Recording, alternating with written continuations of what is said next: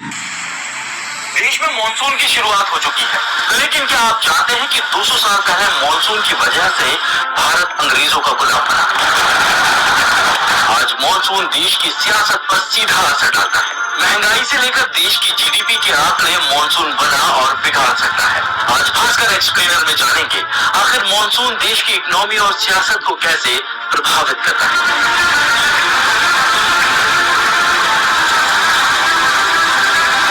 भारत की 50% आबादी कृषि पर निर्भर है और कृषि मानसून पर। साउथ वेस्ट मानसून से देश की 75% पानी की पूर्ति और सिंचाई होती है।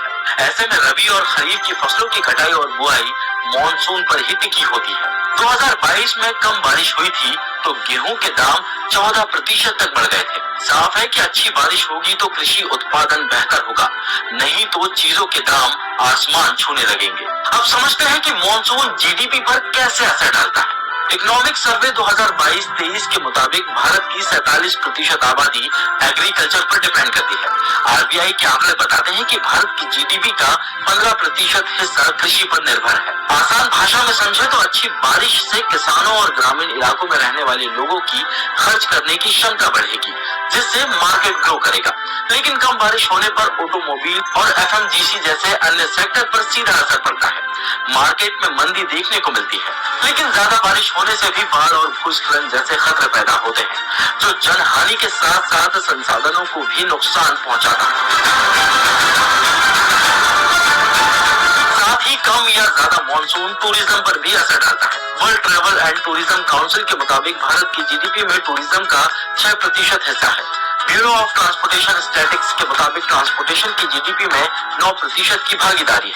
2019 के खराब मानसून के कारण 2018 में 6.4% की ग्रोथ से बढ़ रही जीडीपी 2019 में 3.8% तक पिछड़ गई। 2020 में जीडीपी ग्रोथ -5.8% तक पहुंच चुकी थी। इसका कारण कोविड महामारी था। 2021 में फिर रिकवर होकर 9% तक पहुंची, लेकिन 2022 के खराब मानसून ने इसे फिर से 7% पर धकेल दिया। लेकिन मानसून के बदौलत ही भारत दुनिया की नंबर 1 इकोनॉमी भी बना। अरब सागर से आने वाली मानसूनी हवाएं दक्षिण पश्चिमी तट यानी मालाबार तक आती हैं। इसे ही साउथ वेस्ट मानसून कहा जाता है। भारत में तेज गर्मी और मानसून से ऐसा क्लाइमेट तैयार होता है जिससे केरल और तमिलनाडु में मसाले, गुजरात और महाराष्ट्र में कपास की अच्छी खेती होती है।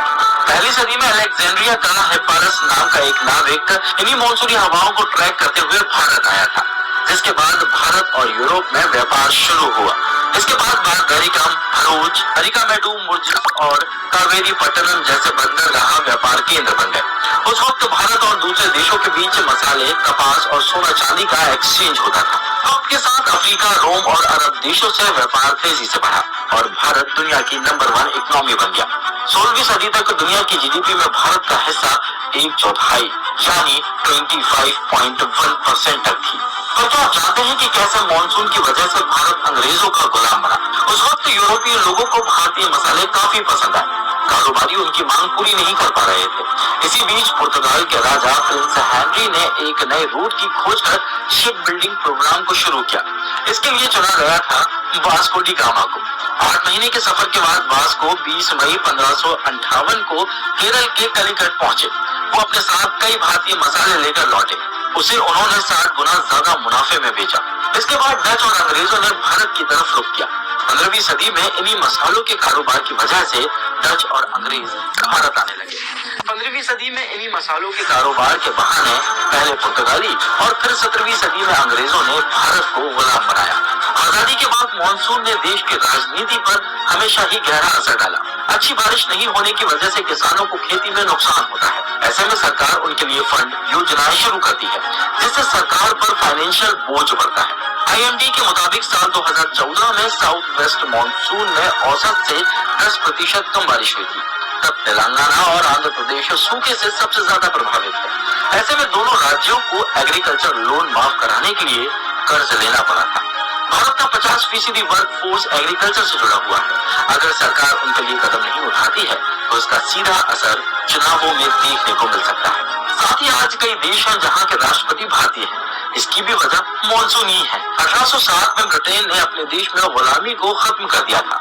साथ ही उनके मजदूरों ने उन देशों में भी मजदूरी बंद कर दी थी जहां अंग्रेजों का राज था। तब भारतीयों को अंग्रेजों ने मजदूर बनाया, जो अलग अलग गुलाम देशों में जाकर काम करने लगे, जिन्हें फिर मिटिया मजदूर कहा गया। अंग्रेजों की सत्ता खत्म हुई तो मजदूर बनकर गए भारतीय वहीं बस गए। आज मॉरिशस, गुआना, त्रिनिदाद और सूरीनाम के राष्ट्रपति भारतीय मूल के हैं। इतना ही नहीं, भारत में मॉनसून कल्चरल डिप्लोमेसी और बायोडायवर्सिटी हॉटस्पॉट भी बनाता है। मॉनसून की वजह से भारत का पश्चिमी तट यूनेस्को की वर्ल्ड हेरिटेज साइट की लिस्ट में शामिल है। ये दुनिया की टॉप बायोडायवर्सिटी वाले इलाकों में 8वें नंबर पर है। आर्ट और कल्चर यानी सांस्कृतिक खूबियां किसी देश की सॉफ्ट पावर होती है। भारत के सॉफ्ट पावर में मॉनसून का अहम रोल है। इन्हीं बातों से साफ पता चलता है कि मॉनसून भारत के लिए लाइफलाइन है। ये हमारे देश को समृद्ध और गौरव